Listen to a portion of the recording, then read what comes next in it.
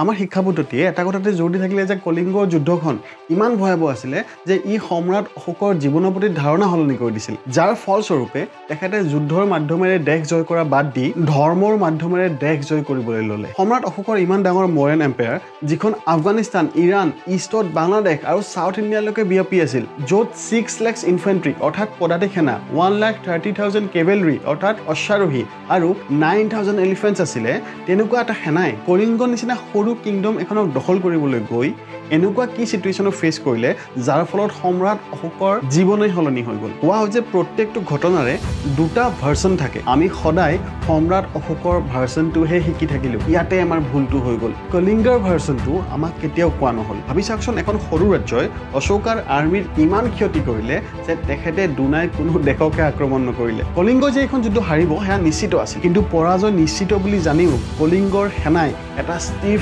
Defence আগবঢ়ালে আৰু এই ডিফেন্সটো ভেদতে 1 লাখ সেনাৰ মৃত্যুমুখত পৰে সম্ৰাট অশোকে এই যুদ্ধখন কিয় কৰিছিলে কলিঙ্গৰ ভ্যালুয়েবল ৰিসোৰ্সেছবোৰ দখল কৰিবলৈ আৰু সাগৰৰ মাজত ট্ৰেড ৰুটটো সিকিউৰ কৰিবলৈ কলিঙ্গই যুদ্ধ কৰা নাছিলে যুদ্ধ কৰিবলৈ বাধ্য হৈছিলে কিয়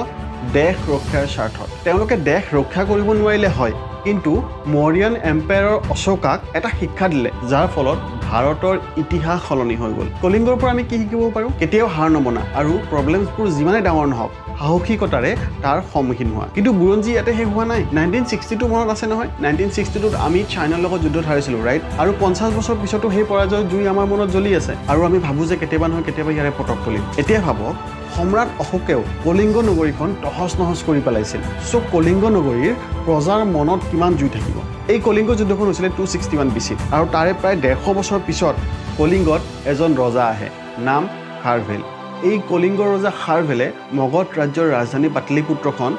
জ্বলাই তহস নহস কৰি পেলাই আৰু এওঁৰ মতে হেতু আছিল কলিঙ্গত পৰাজয়ৰ পুতক ইতিহাসে আমাক বহুত কিছু শিকায় সো ধৈৰ্য ৰাখক আৰু নিজৰ মনৰ ভিতৰত জুই টুকুৰা জ্বলি থাকিবলৈ দিয়ক এদিন সময় আপোনাৰো আহিব That's all for now.